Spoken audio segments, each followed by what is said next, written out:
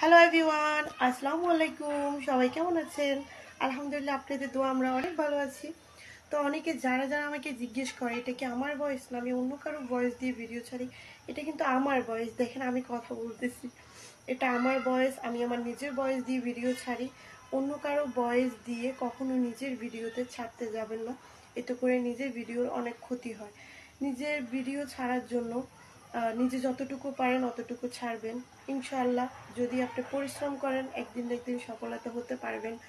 তো জানি না কতটুকু করতে চেষ্টা করতেছি, আলহামদুলিল্লাহ যদি কখনো পারি আর কি। তো আমি সকালবেলা ঘুম থেকে ওঠার পরে রান্না বাড়া করে বসাই দিছি, কারণ সকালে নাস্তা খাওয়ার। আজকে রান্না বাড়া আমি কিছুই দেখাইনি। আজকে হচ্ছে আলু ভাজি করলাম, তারপরে এখানে হচ্ছে ডালটা রান্না করলাম, এভাবে করে ঘন করে ডালটা রান্না করলাম। এই যে আমি এখানে দুইটা ভর্তা বানালাম, এটা হচ্ছে একটা হচ্ছে মরিচ দিয়ে আর একটা শুটকি আলু দিয়ে ভর্তা করলাম আর কি। তো আজকের ভিডিওটা এখানে শেষ করতেছি। আজকে কোনো রান্নাবাড়ার রেসিপি আমি দেখাই নাই।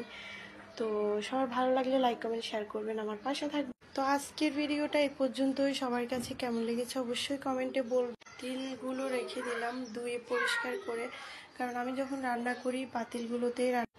এই যে আজকের মিনি ব্লগে আমি বলে দিলাম যে এটা আমার ভয়েস। তো